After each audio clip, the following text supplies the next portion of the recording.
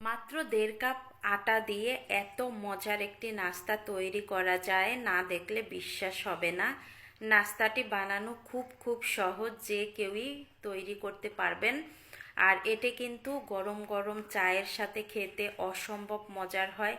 শুধু যে চা তা কিন্তু নয়, এমনিতেও গরম গরম খেতে অনেক বেশি মজার হয়। বাচ্চাদের যদি তৈরি করে দেন, বাচ্চারা অনেক মজা করে খাবে, এমনকি বড়রাও খাবে। আর নাস্তাটা কতটা নরম তুলতুলে হয়েছে দেখে নিশ্চয়ই বুঝতে পেরেছেন আপনারা। প্রথমে হচ্ছে আমি এখানে 1.5 কাপ পরিমাণ আটা নিয়েছি। আটার পরিবর্তে আপনারা ময়দাটাও দিতে পারেন, ময়দায় কিন্তু রেজাল্ট বেশি ভালো পাওয়া যায়। আমার ঘরে ময়দা ছিল না, তাই আমি আটা দিয়েই তৈরি করে নিলাম। তারপরে এই আটার মধ্যে আমি চিনি দিয়েছি, ইস্ট দিয়েছি, স্বাদমতো লবণ দিয়েছি। তারপরে অল্প অল্প করে কুসুম গরমের চেয়ে একটু বেশি গরম জল দিয়ে একটা ডো তৈরি করে নিব। আর এখানে কিন্তু মিষ্টিটা আপনারা আপনাদের পছন্দ অনুযায়ী দিবেন, কম বেশি করে।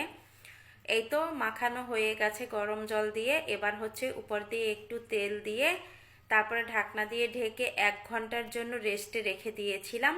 1 ঘন্টা পরে এই ডোটা ফুলে ডাবল হয়ে গেছে। এবার আবারও আমি 2 মিনিটের মতো মথে নিব। অবশ্যই ভালোভাবে মথে নিতে হবে। মথে নেওয়া হয়ে গেছে।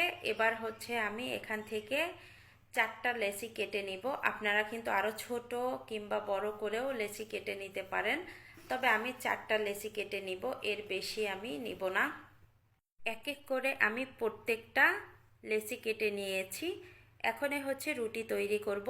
এজন্য আমি একটা সবজি কাটা বোর্ড নিয়েছি, এর উপরে একটু আটা ছিটিয়ে নিয়েছি। এতে করে রুটিটা বেলতে ভালো হবে। আপনারা চাইলে তেল দিয়েও কিন্তু রুটিটা তৈরি করে নিতে পারেন, তেল দিয়ে বেশি ভালো হয় আটার চেয়ে।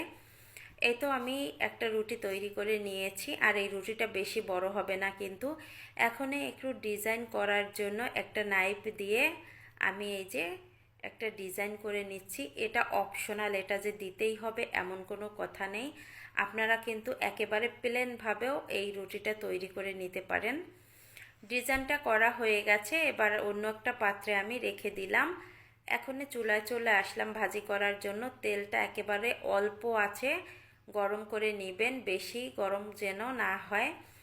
এই তো দেওয়ার একটু পরেই দেখবেন যে তেলের উপরে ভেসে উঠেছে রুটিটা। এবার আমি উল্টিয়ে দিলাম। 3 মিনিটের মতো জাল করে নিয়েছি। এখন এই যে রুটির উপরে একটু চেপে চেপে দিলেই রুটিটা একেবারে গোল বলের মতো হয়ে যাবে, মানে ফুলে যাবে। এই তো রুটিটা ফুলে গেছে। এখন হচ্ছে আবারও আমি উল্টিয়ে দিব। এপাশ ওপাশ করে এই রুটিটা আমি ভাজি করে নিব। সুন্দর একটা কালার চলে এসেছে। এবার হচ্ছে আমি নামিয়ে নিব তেল থেকে। আর কতটা লোভনীয় লাগছে দেখতে দেখেন। অন্য একটা ডিজাইন আমি দেখিয়ে দিচ্ছি। এই যে দেখেন, অন্য একটা ডিজাইন করেছি আমি।